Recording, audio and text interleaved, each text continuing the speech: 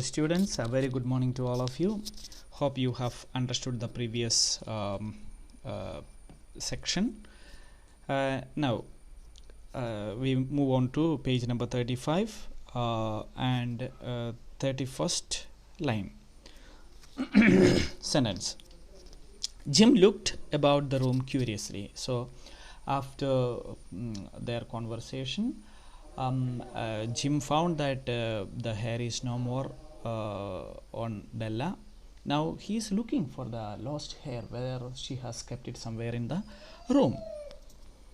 32nd. 32. You say your hair is gone.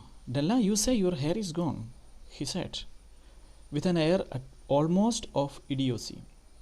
So idiocy means stupidity. So he just asked, you say your hair is gone. What are you saying? 33rd. You needn't look for it, said Della. So you should know who has said this sentence. Who, when these annotations are asked, you must know who said this particular sentence. Okay. So now it is said by Della. You need not look for it, said Della. It's sold.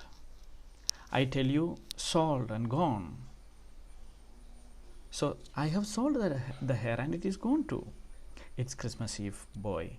So he is calling, she is calling her husband boy. Okay, a little, because he is not too old, isn't it? Now it's Christmas Eve, my boy, my husband. Be good to me. Don't get angry with me. For it went for you. So the hair is lost, but it is lost for you. It's because of it is something I have sacrificed for you. Maybe the hairs on my head were numbered. So my hairs are numbered, but my love cannot be counted. She went on with sudden serious sweetness. But nobody could ever count my love for you. Shall I put the chops on, Jim? So shall we have the dinner? Okay. So we have seen so far. Now we will see the rest. Out of his trance, Jim seemed quickly to wake. He unfolded his Della. For 10 seconds, let us regard with discreet scrutiny some inconsequential object in the other direction. So now he came out of his trance. He was in a very very surprising, or he was in a different mood, isn't it? He was surprised, he was sad, he had a different emotions in his mind, isn't it? So he came out of his trance. So by seeing Della without hair, he lost his mind. Now he is slowly coming back to his normal state of mind. So out of his trance. Trance means you are in a trance, means you are in a different level of mind, of thought. You lose your mind and you say you are in trance. Jim seemed quickly to wake. So he slowly he came to realize. He unfolded his Della. So he just went and hugged Della. For 10 seconds, let us regard with a discreet scrutiny some inconsequential object in the other direction. So now let us forget about all those things and let us see the value of the moment. $8 a week or $1 million a year. What is the difference? So money doesn't matter. Money doesn't matter. When the love is true, money is not a matter. So a mathematician or a wit would give you the wrong answer. So a mathematician can count the money. They can just make the difference between $8 or $1 million. They can calculate. But who can calculate the depth of love, the width of love, the mass of love? Who can count it? The Magi brought valuable gifts, but that was not among them. this dark assertion would be illuminated late. So now magai, the magai means those kings who brought gift to baby Jesus. Okay, they brought valuable gift on at the Christmas Eve to offer the child Jesus on the manger.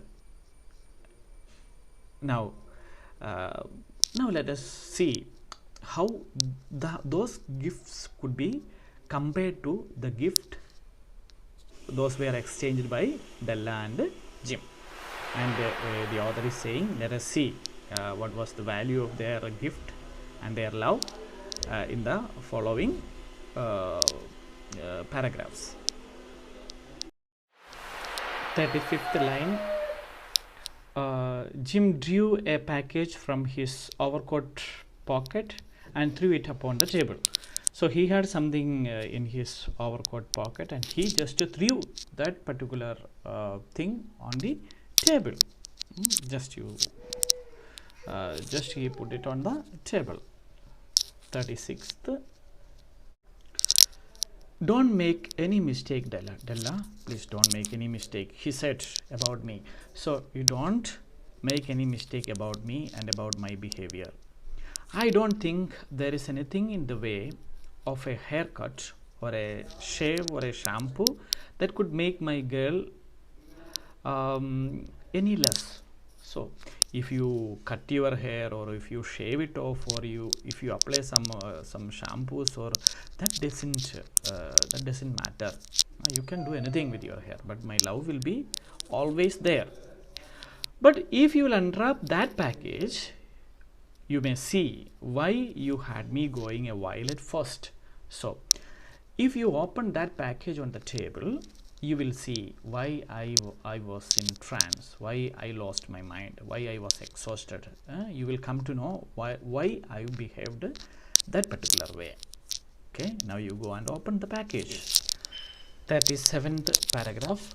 White fingers and nibble tore at the string and paper, and then an ecstatic scream of joy, and then at last a quick feminine change to hysterical tears and wails, necessitating the immediate employment of all the comforting powers of the Lord of the flat. Okay, now these are all a special kind of expressions.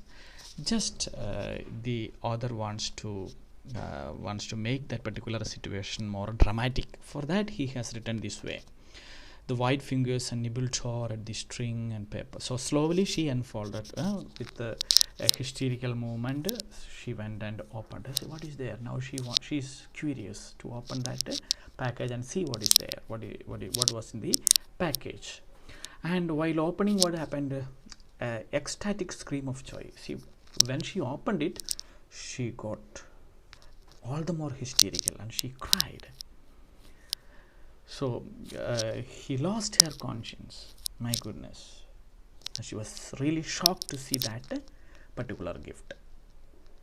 Now we move on to 38th paragraph. For there lay the combs, the set of combs, side and back, that Della had worshipped for long in a Broadway window. So now what was there? To her surprise, there was a beautiful comb, a set of combs, side and back, that Della had worshipped for long in a Broadway window. So she liked that gift very much. In fact, she had longed to get such comb, and whenever she moves to Broadway, she used to see this particular comb, and she had adored it several times. So she actually wished to have that one.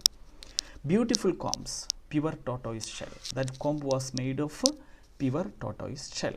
So it's a kind of comb that you put on your hair to decorate your hair, isn't it? So girls used to decorate their hair with such kind of tortoise shell combs and all. Okay.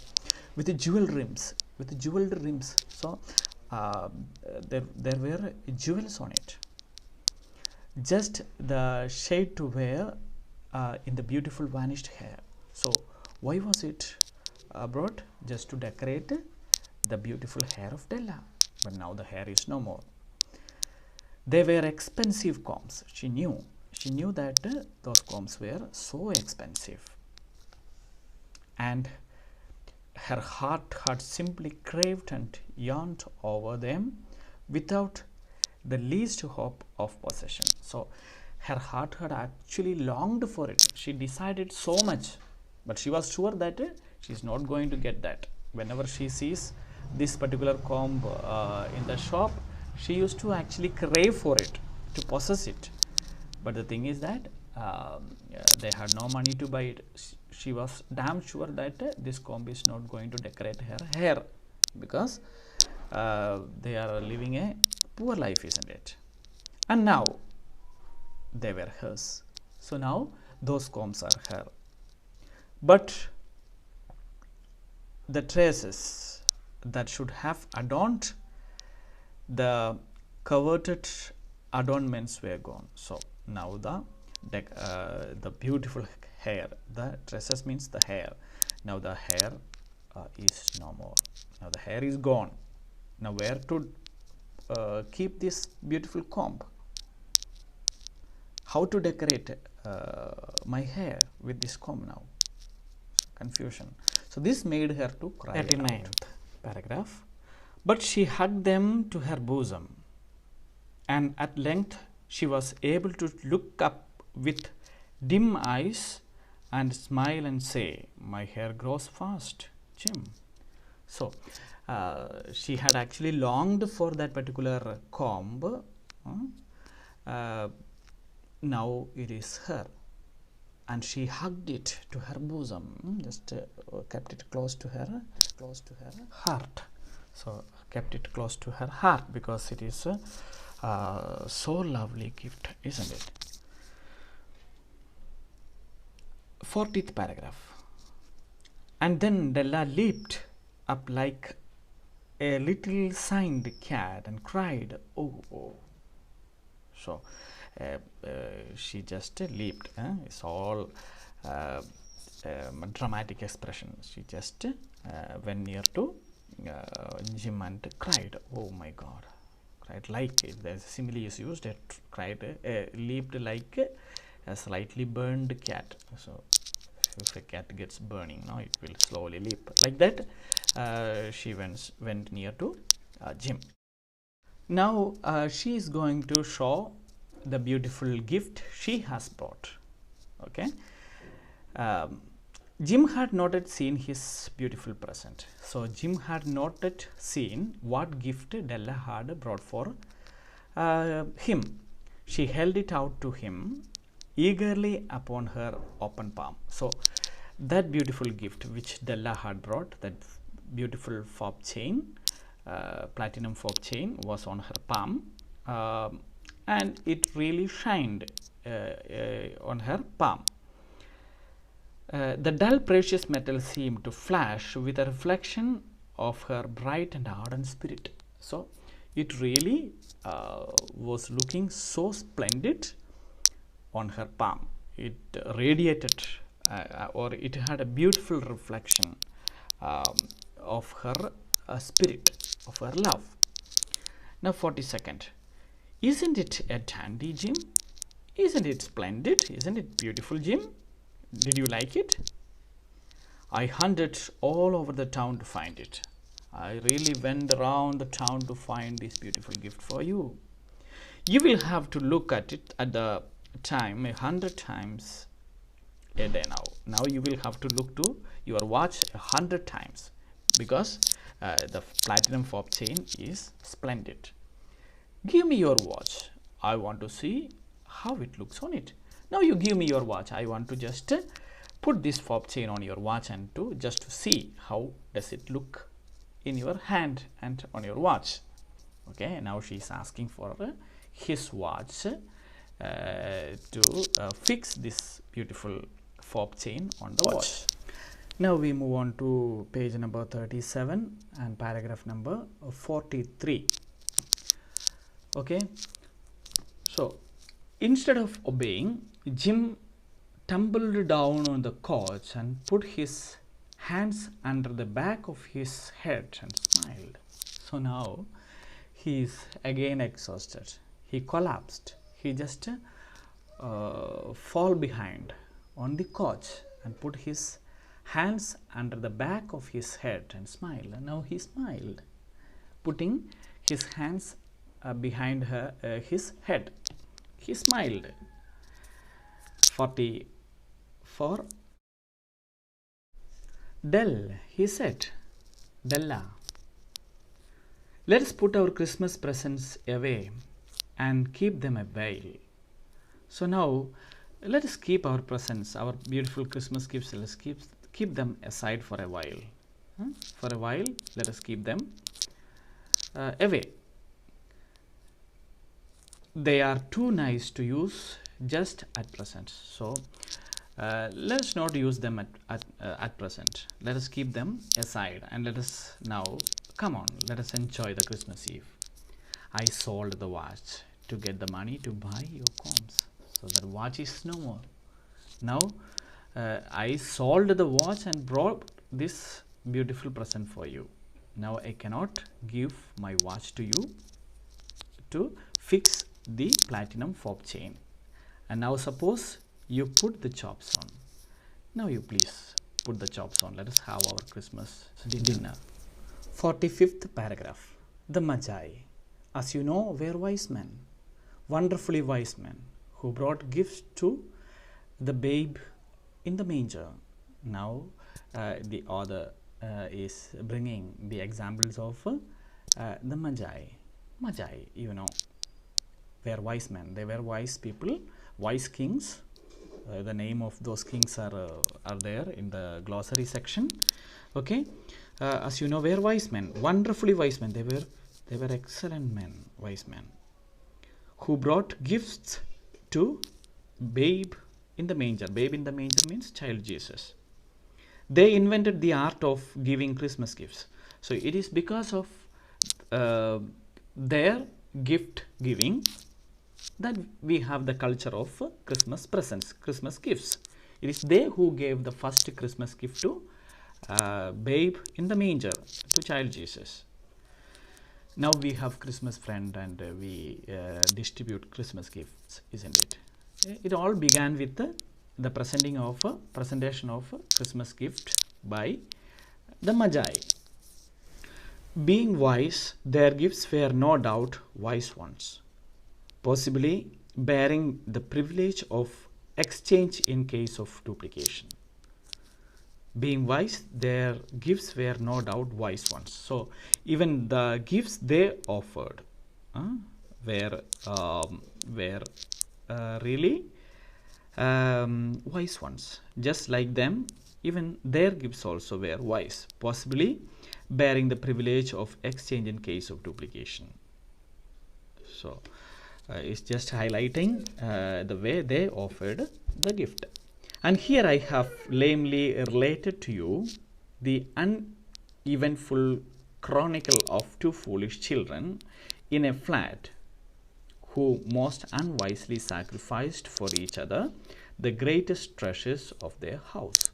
So here, see, though the gifts offered by Magi to the child Jesus were precious and wise, now he is comparing that gift giving to the gift giving of this beautiful husband and wife. So now this is more precious than that. He's just asking us to make the comparison. But in a last word of the wise of these days, let it be said that of all who give gifts, these two were the wisest. Now he is saying, see, now he is saying, now all those people who are giving gifts on Christmas days, it's okay, it's good, but these two are the wisest. Their gifts are even prettier than, brighter than, beautiful than the gifts of Magi. Of all who give and receive gifts, such as they are wisest everywhere they are wisest. They are the magi.